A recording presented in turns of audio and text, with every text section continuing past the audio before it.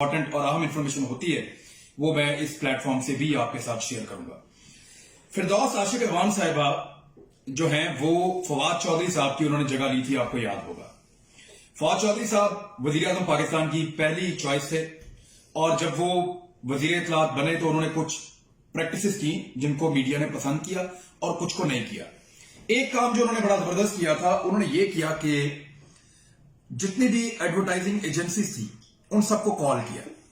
और वजारत इत्तलात में उनको बुलाकर उनको कहा जी आप अपना अपना डाटा लेकर आए और अपनी अपनी पूरी प्रोफाइल यहां पे जमा करवाएं, हम आपका एक एनालिसिस करना चाह रहे हैं।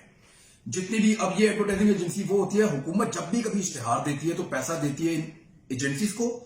और ये एजेंसीज आगे से चैनल्स को या अखबारात को देती हैं और उनसे अपना एक परसेंटेज रख लेती हैं। दुनिया भर में ये परसेंटेज मुख्तलिफ है, पाकिस्तान में ये 30 से 40% तक भी जाता है, यानी 40% तक की परसेंटेज भी पाकिस्तान में ये एजेंसीज ले लेती हैं और यहां ये बड़ी बंदरबांट है। कुछ सहाफियों ने अपनी एजेंसियां बनाई हुई थी, कुछ सियासतदानों ने बनाई हुई थी, सियासतदानों के रिश्तेदारों ने बनाई हुई थी, जो भी वजीर इत्तलात आता था उसके जानने वाले बना लेते थे। तो ऐसे ये लोग बेशुमार पैसा जो है वो बेबहा पैसा कमाते थे हुकूमत के फंड में से। तो फवाद चौधरी साहब ने इस सिलसिले को खत्म करने के लिए ये एडवर्टाइजिंग एजेंसी जितनी भी थी इन सबको बुला लिया। इन एजेंसीज को जब उन्होंने सुना और इनका डाटा चेक किया तो चंद चीजें उनके सामने आई। एक उन्होंने कहा जी स्टाफ जिनका प्रॉपर है और पुराना है, जो तनख्वाहें टाइम पे देते हैं, जिनका सेटअप प्रॉपर लगा हुआ है, जिनके पास प्रॉपर लाइसेंस है, जो अच्छे तरीके से काम करते हैं, जिनकी क्रेडिबिलिटी बेहतर है और इसके अलावा जो पेमेंट शेड्यूल उनका बेहतर है बाकी चैनल्स के साथ या अखबारात के साथ, उनको ही ये काम मिलेगा। तो उन्होंने पूरे पाकिस्तान से 10 एजेंसियां चुन ली और उनका नोटिफिकेशन जारी कर दिया और फवाद चौधरी साहब थोड़े अरसे के बाद हटा दिए गए। फिरदौस आशिक अहवान साहिबा आ गई। अब ये टॉप की 10 एजेंसियां थी जिनके पास इस वक्त ये कॉन्ट्रैक्ट था या नोटिफिकेशन था कि हुकूमत पाकिस्तान जब भी इश्तिहारी मुहिम चलाएगी तो वो इनमें से किसी को पैसा देगी या इन सबको देगी थोड़ा थोड़ा या इनमें से चंद को देगी। फिरदौस आशिक अहवान साहिबा ने 31 जुलाई 2019 को 2 एजेंसीज इसके अंदर मजीद शामिल कर दी। अब ये 2 एजेंसीज किसी भी लिहाज से क्राइटेरिया पे पूरा नहीं उतरती थी जो फवाद चौधरी साहब या वजीर आजम पाकिस्तान इमरान खान साहब ने सेट किया हुआ था। इन 2 एजेंसीज में से एक एजेंसी का नाम है कॉमटेक। ये जो कॉमटेक एजेंसी है ये मुनीर गोंदल साहब की है। मुनीर गोंदल साहब फिरदौस आशिक अहवान साहिबा के बहुत पुराने वाकफ हैं, जानने वाले हैं और इनके इलाके के करीब ही रहने वाले हैं। तो मुनीर गोंदल साहब को इन्होंने उनकी कॉमटेक एजेंसी को शामिल किया, नोटिफिकेशन दिया और उसके बाद से अब तक हुकूमत पाकिस्तान ने या वजारत इत्तलात ने जितने भी इश्तिहारात दिए वो सारे के सारे इश्तिहारात कॉमटेक नामी इस एजेंसी के जरिए से दिए गए, यानी उनका फायदा मुनीर गोंदल साहब को हुआ। अब ये इश्तिहारात जो है इनकी कीमत करोड़ों में बनती है, लगभग कोई 15 करोड़ के आसपास के इश्तिहारात थे।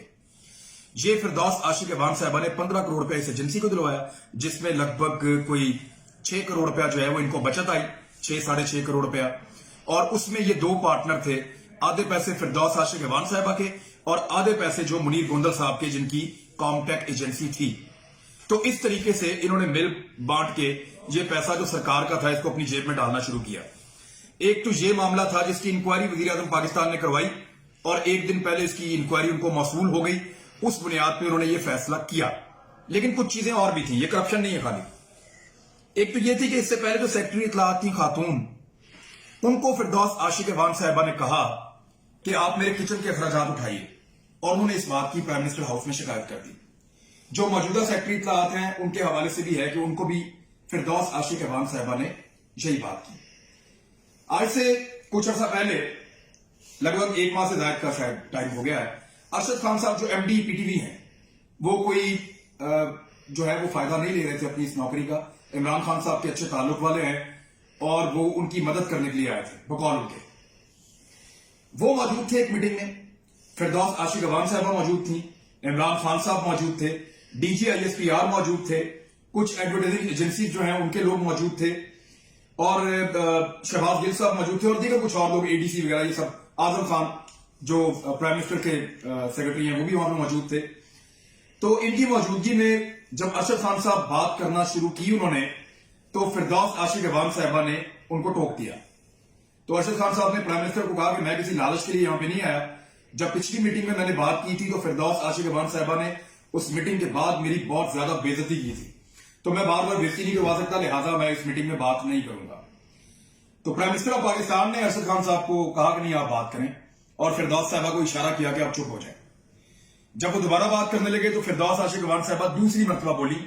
پرائم منسٹر نے ان کو دوسری مرتبہ چپ کروایا اور کہا کہ پی ٹی وی سے آپ کا کوئی تعلق نہیں ہے، آپ کا کوئی لینا دینا نہیں ہے، ان کو بات کرنے دیں۔ ارشد خان صاحب نے تیسری مرتبہ بات شروع کی، فردوس عاشق اعوان صاحبہ تیسری مرتبہ بولی تھوڑی دیر کے بعد، اور پرائم منسٹر صاحب نے ان کو ڈانٹ کر چپ کروایا۔ اور یہ بات جو ہے اس میٹنگ میں موجود لگ بھگ 1 درجن کے قریب لوگ ہیں، ان سے کنفرم کی جا سکتی ہے، میں نے 3 ڈیفرنٹ سورسز سے کنفرم کی ہے، تو یہ بالکل ایگزیکٹلی ایسے ہی ہوا تھا۔ میں کیونکہ ایک سورس سے جب مجھے پتا چلا تو میں حیران ہو گیا، ایسا کیسے ممکن ہے؟ تو دوسرے سورس سے بھی یہی اور تیسرے سے بھی یہی، تو یہ بات ایگزیکٹلی یہی ہے۔ پرائم منسٹر صاحب نے ان کو منع کیا، لیکن وہ چوتھی مرتبہ دوبارہ بولی۔ جب چوتھی مرتبہ بولی تو پرائم منسٹر صاحب نے ڈانٹ کر ان کو چپ کروایا اور یہ کہا کہ آپ کو خاموش نہیں رہنا تو آپ اٹھ کے باہر چلی جائیں۔ پھر وہ تھوڑی دیر کے لیے چپ رہیں، لیکن اس کے بعد ایک راشد خان صاحب ہے نیا ٹیل والے، وہ جب انہوں نے بات شروع کی تو فردوس عاشق اعوان صاحبہ دوبارہ بولی۔ تو اس مرتبہ پرائم منسٹر صاحب نے کچھ نہیں کہا، صرف اونچی آواز میں چلائے، وہ باقاعدہ چلا کے انہوں نے بولا، انہوں نے کہا کہ فردوس، اونچی آواز، جو مجھے پتا چلا۔ تو یہ سہم کے خاموش ہو گئی اور اے ڈی سی اپنی جگہ سے موو کر کے فردوس عاشق اعوان کے قریب آ گئے، کیونکہ اب سچویشن یہ تھی کہ اگر پرائم منسٹر زیادہ اریٹیٹ ہوتے ہیں تو فردوس عاشق اعوان صاحبہ کو فزیکلی وہ میٹنگ ہٹانے کے لیے بھی کہا جا سکتا تھا کہ آپ کی چیئر جو ہے وہ لوز کیجیے اور آپ اٹھ کے باہر چلی جائیں۔ تو یہ اے ڈی سی جو ہے وہ ایکٹیو ہو گئے کہ اب پرائم منسٹر کا جو صبر ہے وہ ختم ہو رہا ہے اور یہ خاتون بار بار بول رہی ہیں۔ چھٹی مرتبہ یہ خاتون ایک مرتبہ پھر بولی تو پرائم منسٹر آف پاکستان نے ٹیبل پہ مکہ بھی مارا اور بجائے ان کا نام لینے کے یا ان کو منع کرنے نے، انہوں نے ایک دم جیسے آواز دیتے ہیں ہش، ایسے زور سے پرائم منسٹر آف پاکستان نے ان کو چپ کروایا اور پھر اللہ اللہ کر کے وہ میٹنگ ختم ہو گئی۔ اس میٹنگ کے بعد فردوس عاشق اعوان صاحبہ پرائم منسٹر صاحب سے انہوں نے کہا کہ جی آپ مجھے 2 منٹ دیں، میں آپ کو ملنا چاہتی ہوں، اور اس کے بعد پھر مجھے نہیں پتا کیونکہ میرے سورسز اس میٹنگ میں نہیں گئے، لیکن فردوس عاشق اعوان صاحبہ پرائم منسٹر کے ساتھ اس میٹنگ میں چلی گئیں۔ اب جو ان کو ہٹانے کی وجہ بنی ہے،